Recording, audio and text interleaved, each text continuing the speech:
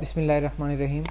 आज के लेक्चर में हमने एक एम्प्लॉय सैलरी कैलकुलेट करने का प्रोग्राम बनाना है। इसमें मैंने कुछ डिज़ाइन किया हुआ एक फॉर्म। इस पर मैंने ये कुछ लेबल्स लिए हुए हैं, ये सारे लेबल्स हैं और लास्ट में एक कमांड बटन लिया हुआ है मैंने।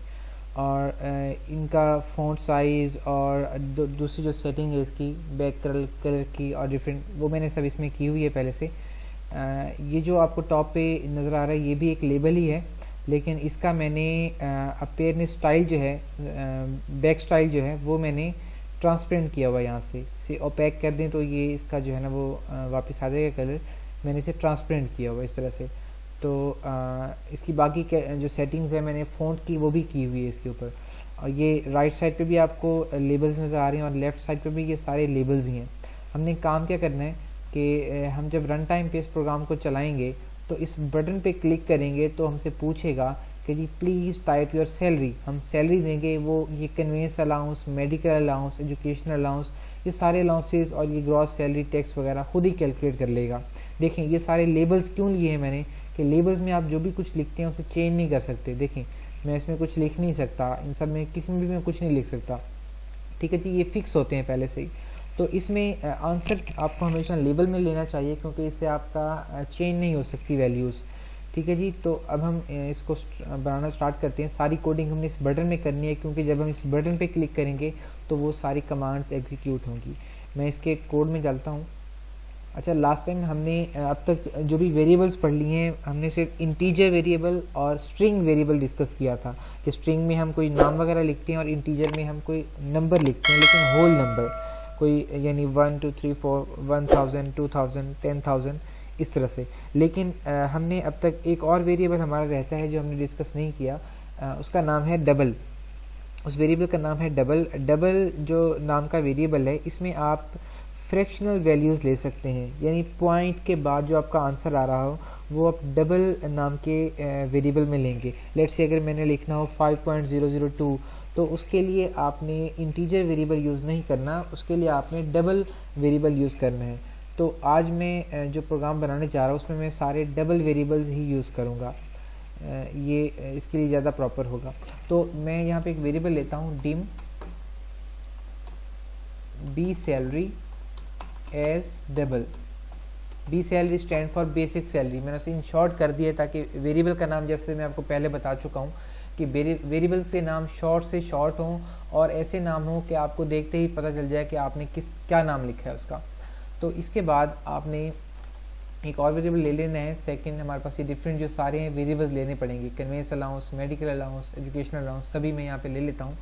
डिम कन्वेंस अलाउंस CALL लिख देता हूँ। अब ये एक यहाँ पे एरर जनरेट करेगा, आई थिंक सो, आप देखिएगा। डिम CALL यानी कन्वेंस अलाउंस एज डबल। देखें उसने एक एरर आपको दे दिया और उसने ये कॉल को भी सिलेक्ट करके दिखा दिया कि एरर यहाँ पे है। इसका मतलब ये है कि विजुअल बेसिक में कुछ फिक्स्ड कीवर्ड्स होते हैं, रिजर्व वर्ड्स होते हैं कि जिनको आप वेरिएबल के नाम पे यूज़ नहीं कर सकते आप। जैसे देखें अब ये डिम जो है ये किस लिए होता है यूज़, कि आपने कोई वेरिएबल डिक्लेयर करना हो। इसी तरह कॉल जो है इसका भी कोई स्पेसिफिक काम है।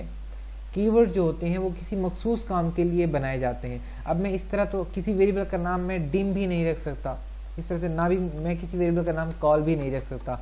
तो कन्वेंस अलाउंस के लिए मुझे कुछ स्पेल चेंज करनी पड़ेगी। लेट्स से मैं कह देता हूँ कि जी CO अलाउंस, अभी चल जाएगा, ठीक है जी। या चलें यहाँ पे लिखें CN allowance, convince allowance, CN allowance, ठीक है जी। उसके बाद मैं इसको कॉपी पेस्ट कर लेता हूँ ताकि जल्दी से हमारा काम हो जाए।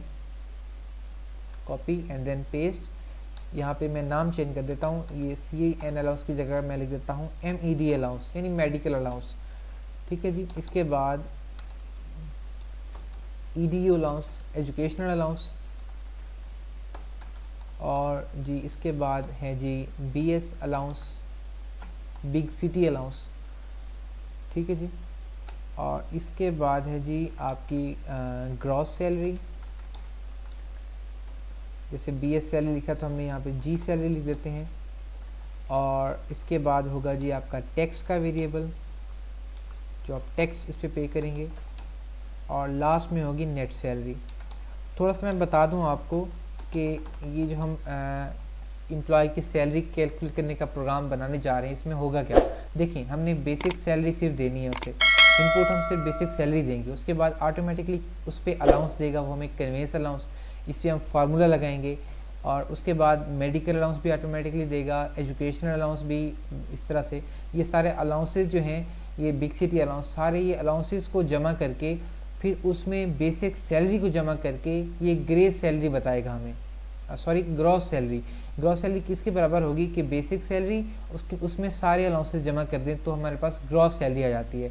लेकिन ग्रॉस सैलरी पे अभी एम्प्लॉय का हक नहीं है, वो पहले टैक्स देगा, फिर वो जो बाकी बचेगी उस सैलरी को वो यूज़ कर सकता है। तो ग्रॉस सैलरी में से टैक्स को माइनस करेंगे और फिर हमारे पास नेट सैलरी आएगी।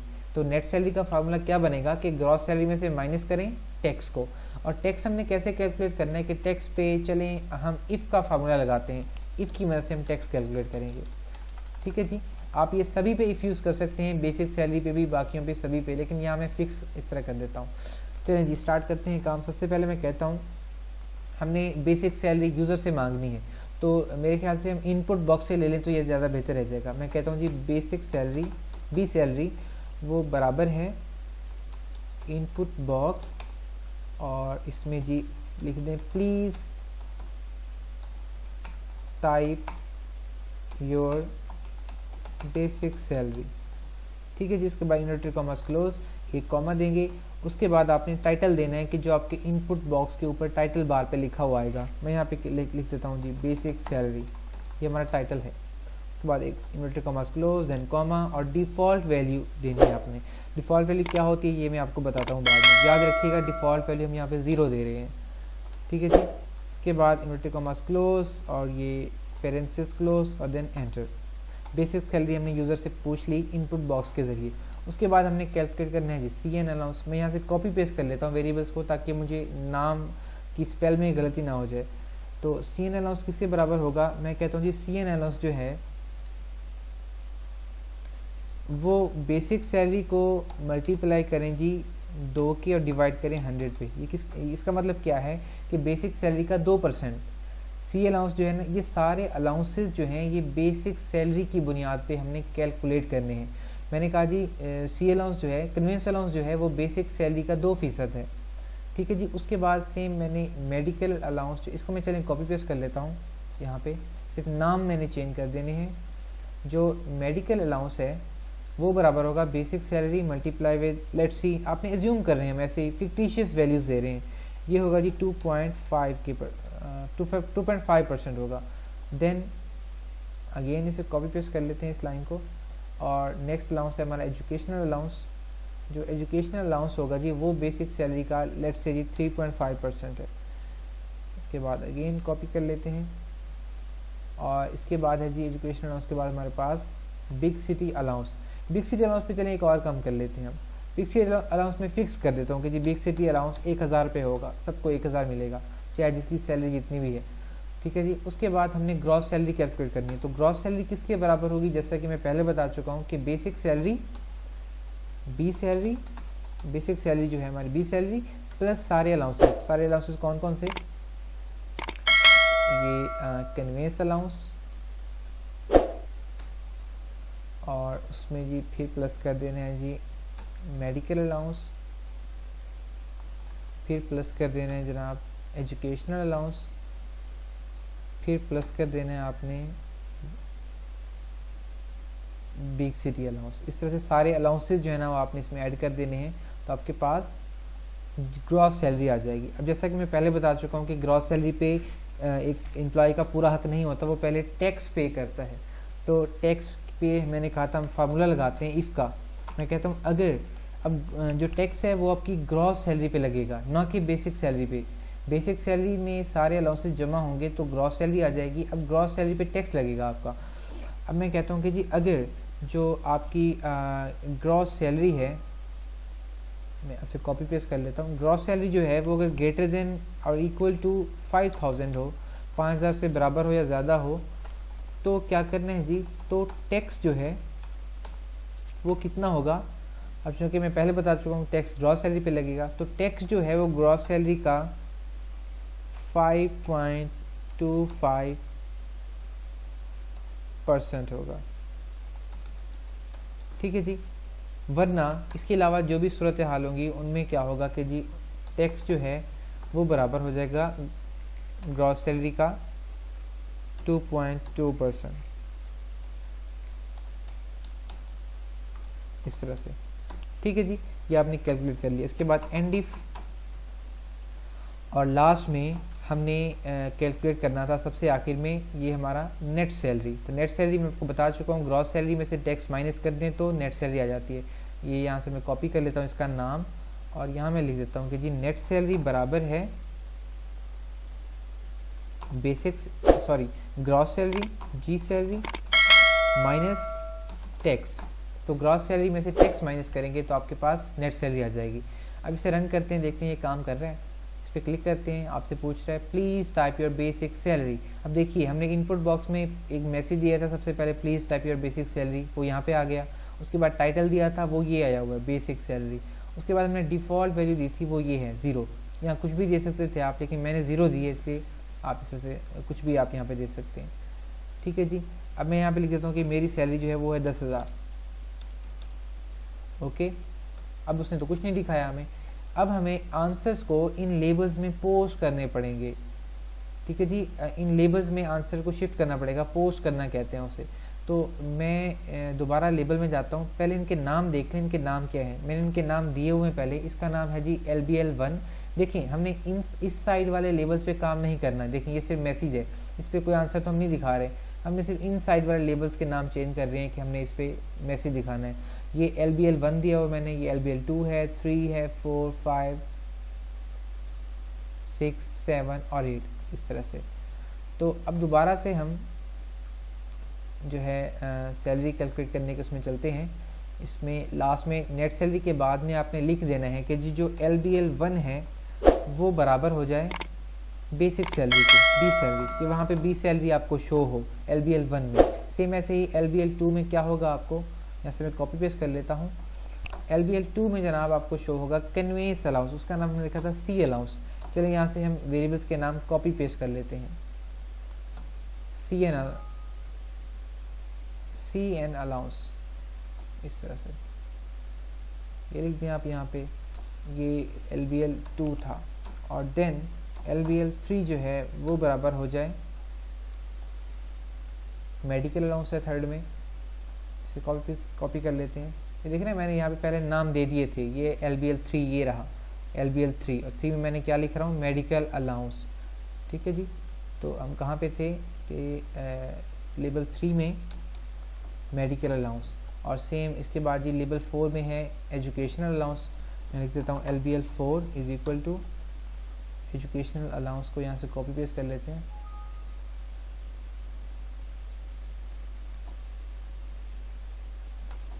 इसके बाद जी LBL5 एजुकेशनल अलाउंस के बाद हमने लिया था वहाँ पे बिग सिटी अलाउंस, LBL5 में वो डाल देता हूँ। और इसके बाद जी LBL6 में क्या था, LBL6 1 2 3 4 5 6 में हमारी ग्रॉस सैलरी थी, जी सैलरी।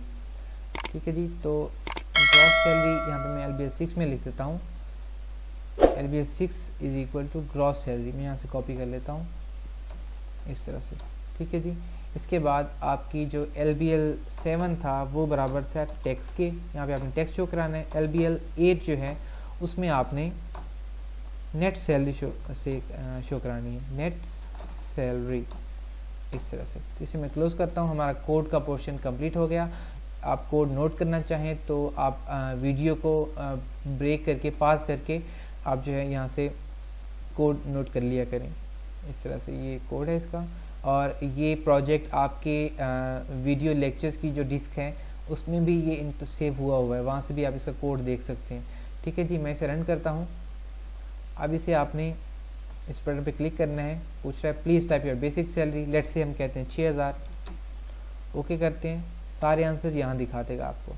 ठीक है जी। बेसिक सैलरी 6000, उस पर ये कन्वीनियंस अलाउंस 120 रुपये, फिर medical allowance, educational allowance, big city allowance, ये ग्रॉस सैलरी, और देन टैक्स उस पर, और फिर ग्रॉस सैलरी में से टैक्स को माइनस करके उसने नेट सैलरी आपको दिखाई हुई है यहाँ पे। दोबारा क्लिक करेंगे एक और यहाँ पे देख लें कि जी अब सैलरी है 10,000, तो 10,000 का कितना होगा, ओके, तो यहाँ पे उसका वो दिखा रहा है, नेट सैलरी उसकी इतनी बन जाएगी बेसिक सैलरी 10,000 वाले पे। ठीक है जी, तो ये आपका आज का प्रोग्राम था और इस पे हमने काम किया। इंशाल्लाह नेक्स्ट लेक्चर में कुछ नया करेंगे। तब तक के लिए अल्लाह हाफिज़। बिस्मिल्लाहिर्रहमानिर्रहीम। पिछले लेक्चर में हमने ये प्रोजेक्ट बनाया था एम्प्लॉय सैलरी कैलकुलेटर के नाम से। इसको मैं आज आपको सेव करने का तरीका थोड़ा मज़ीद ब्रीफ कर देता हूँ इस पर। अगरचे हमने पहले सेव करने पे बात कर चुके हैं, लेकिन एक बार फिर मैं आपको थोड़ा सा टच दे देता हूँ कि सेव का प्रॉपर मेथड जो है वो किस तरह से होगा आपका। एक और काम करते हैं, यहाँ पे फॉर्म का जो कैप्शन है वो यहाँ चेंज कर लेते हैं। ये फॉर्म 1 लिखा हुआ अच्छा नहीं लग रहा, मैं यहाँ पे कुछ भी लिख देता हूँ। Let's say ji salary calculator, इस तरह से।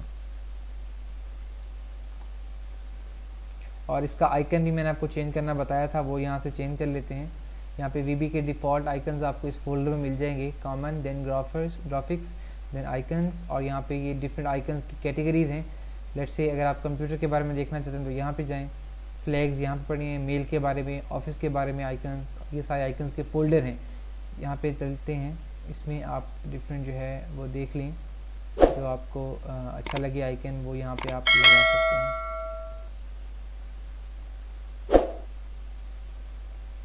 ठीक है जी, ये आपने आइकन लगा दिया। इसके बाद हमने सेव करना है प्रोजेक्ट को, तो पहले से हम जो है प्रोजेक्ट की तरीके से सेव कर लेते हैं कि ताकि बाद में हम इसको चेंजेस भी कर सकें। फाइल में जाकर सेव प्रोजेक्ट, देन यहाँ पे मैं डेस्कटॉप पे जाता हूँ। डेस्कटॉप पे जाकर मैं एक फ़ोल्डर बनाता हूँ, इसका मैं नाम रखता हूँ एम्प्लॉय सैलरी कैलकुलेटर, और इस फोल्डर को ओपन करके इसके अंदर एक और फोल्डर बनाता हूँ, उसका नाम मैं रखता हूँ सोर्स, क्योंकि हम ये बाय सोर्स सेव कर रहे हैं। तो इस सोर्स नाम के जो फोल्डर है इसको ओपन करके इसमें हम सेव करते हैं। फॉर्म का नाम आप कोई भी दे दें, फॉर्म 1 रहने दें या जो भी आप इसका नाम रख सकते हैं। इसे सेव करते हैं। देन प्रोजेक्ट का नाम आप जो भी रखना चाहें, लेट्स से इसका प्रोजेक्ट का नाम भी मैं यही देता हूँ, एम्प्लॉय सैलरी कैलकुलेटर। ठीक है जी, इसे सेव करते हैं। अब ये आपका बाय सोर्स सेव हो गया। कह रहे हैं add this project to source save, इसे नो करने आपने, आप पहले से जानते हैं। ये डेस्कटॉप पे आपका प्रोजेक्ट सेव हो गया। देखिए इस तरह से आप सोर्स में जाकर आपकी वो सारी फाइल्स जो हैं वो पड़ी हुई हैं। आपने दोबारा ओपन करना है तो इसको ओपन करेंगे, इस फाइल को। ठीक है जी, अब हम इसकी एक एक्जी भी बना देते हैं, सेल्फ एग्जीक्यूटिव फाइल। फाइल में जाएँ और यहाँ पर make employ salary calculator dot exe, इस तरह से। ठीक है जी, तो इसको दोबारा मैं डेस्कटॉप पे जाता हूँ और उस फोल्डर को ओपन करता हूँ। ये सोर्स है, यहाँ पे एक और फोल्डर बनाता हूँ मैं, उसका नाम मैं रखता हूँ EXE यानी एक्जी। इसमें हमारी एक्जी पड़ी हुई है। ठीक है जी, यहाँ पे सोर्स है और इसमें एक्जी है। एक्जी को ओपन करता हूँ, यहाँ पे इसका जो नाम देना चाहें दे सकते हैं। और यहाँ पे ऑप्शन लिखा हुआ है, ऑप्शन में जाएंगे तो एक्जी के नाम में कुछ और चेंजेस करनी हो तो देख सकते हैं। देखिए आइकन ये शो होगा वहाँ पे, और उसका वर्जन, जिस तरह प्रोग्राम का वर्जन होता है कि जी 1.1.2 है या जो भी है। लेट्स से मैं कहता हूँ जी ये 2.1.2 है, जो भी आपने यहाँ पे वर्जन देना हो उसका, वो यहाँ पे आप दे सकते हैं। यहाँ पे डिफरेंट प्रॉपर्टीज़ हैं, कंपनी नेम, और देन ये प्रोडक्ट नेम। प्रोडक्ट नाम के अंदर भी आप कुछ भी लिख सकते हैं कि जी ये हमारा जो है ये एम्प्लॉय सैलरी कैलकुलेटर है। ये इसकी प्रॉपर्टी में शो हो जाएंगी सारी, इस तरह से। इसे ओके करते हैं और हम एक्जी बना रहे थे, हम उसका नाम भी लिख लिया हमने। उसके बाद ओके पे क्लिक करते हैं तो उसकी एक्जी कंपाइल कर रहा है, उसने एक्जी बना दी। इसे दोबारा से बंद कर देते हैं प्रोजेक्ट को। डेस्कटॉप पे चलते हैं, इस फोल्डर में सेव किए थे हमने। सेव करने का सबसे बेहतरीन तरीका यही है कि एक फ़ोल्डर में आप उसका सोर्स डाल दें, उसका नाम सोर्स लिखकर, और एक फ़ोल्डर में उसकी एक्जी डाल दें अकेली। कि अगर आप कुछ चेंजेस करनी है तो सोर्स में जाकर चेंजेस करें, एक्जी खोलनी है तो एक्जी में एक्जी को खोल के ओपन कर लें। अब देखिए एक्जी में आप जैसे जानते हैं कि हम चेंजेस नहीं कर सकते। अगर हमने चेंजेस की हैं तो सोर्स में करेंगे, उसके बाद एक और एक्जी बनाएंगे, फिर इसको डिलीट करके ना वो नई वाली एक्जी यहाँ पे डाल देंगे। इसको ओपन करता हूँ, ये देखिए आपका वही प्रोग्राम आ गया। ये आप इसके साथ काम करें, इस पर क्लिक करें और जनाब सैलरी है जी 2000, ओके, और ये उसने सारा कैलकुलेट करके दिखा दिया। तो ये सेव करने का मेथड था हमारा। इस तरह से आपने प्रॉपर सेव करने का तरीका यही है। ये फ़ोल्डर जो है आपकी डिस्क पर भी मौजूद है, आप वहाँ से भी इसका सोर्स कोड देख सकते हैं। तो आज के लेक्चर के लिए इतना ही काफ़ी है, और नेक्स्ट लेक्चर तक के लिए अल्लाह हाफिज़।